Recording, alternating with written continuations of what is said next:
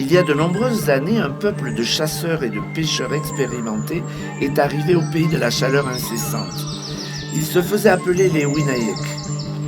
Lorsqu'ils ont vu la rivière Pilcomayo, ils sont tombés amoureux et ont arrêté leur voyage pour construire leur maison sur les rives. Même s'il manquait de fruits pour survivre dans cet endroit, ils décidèrent de rester. Ce qu'ils ne savaient pas, c'est que les fruits existaient, mais s'ils étaient protégés par un gardien jaloux, Itahouk. La légende raconte qu'il s'agissait d'un homme petit, maussade, au visage très laid, et c'est pourquoi il avait décidé de se distancer de tout le monde. Il détestait rire, car il pensait toujours que c'était un produit de moquerie à cause de son visage laid. Et il gardait aussi un secret, une lumière inexplicable que l'on pouvait voir au loin la nuit. C'était comme si le soleil descendait sur cette maison au crépuscule et se cachait derrière les fenêtres.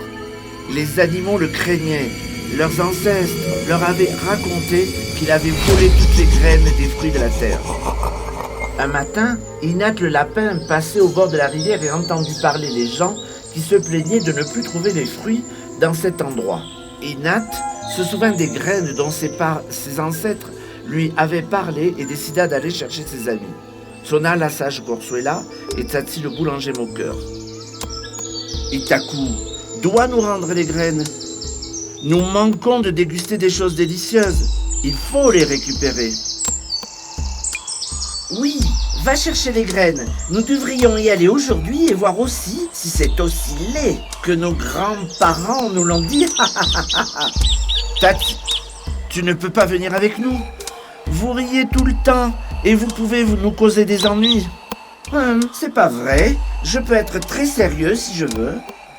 D'accord, mais promets-nous que tu ne riras pas. Je te le promets.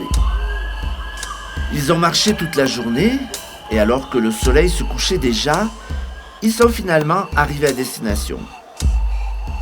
Entrez.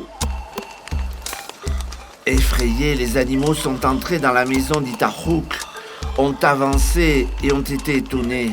Un nœud de branches qui changeait de couleur, orange, jaune et rouge. C'est beau, non? Cela s'appelle le feu. Je suis le propriétaire.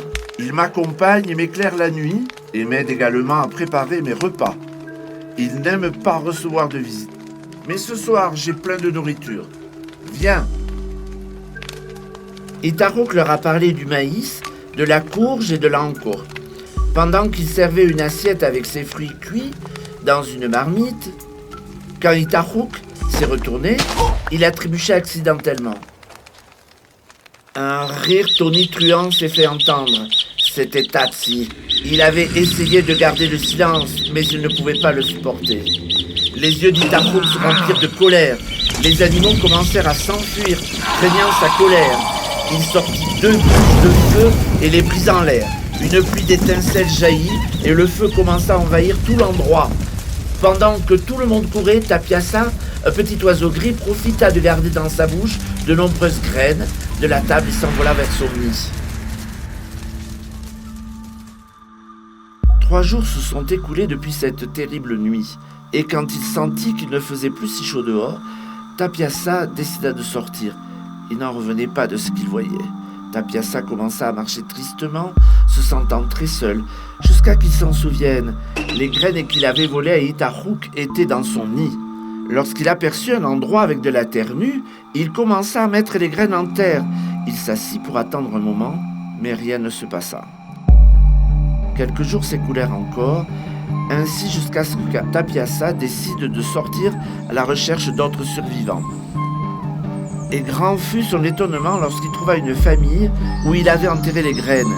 La famille était heureuse, prenant les épis de maïs, ils regardèrent les citrouilles avec étonnement et ouvrirent leurs pattes pulpeuses. Tapiasa s'est enthousiasmé. Ces plantes étaient la promesse d'une réconciliation avec la terre, et c'est ainsi que furent découverts les légumes et le feu pour les cuire au pays des Winayek. Tapiasa a le témoignage gravé dans les taches noires et fuligineuses que ses ailes.